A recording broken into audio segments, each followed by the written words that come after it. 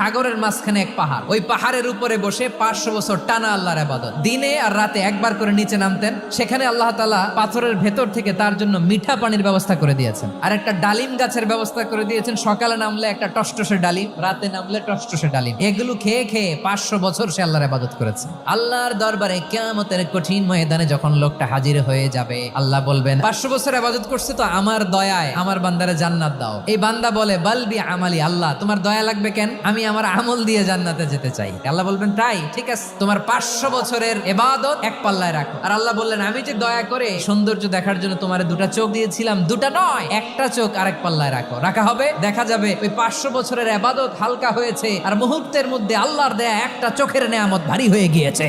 ফলাফল দেখো, হিসাব বলে তুমি এখন জাহান্নামে যাবা, যাও এবার জাহান্নামে যাও। এবার লোকটা কাচুমাচু করে বলে আল্লাহ এবার আমি বুঝতে পেরেছি তোমার দয়া ছাড়া দুনিয়ায় কেউ জান্নাতে যেতে পারবে না।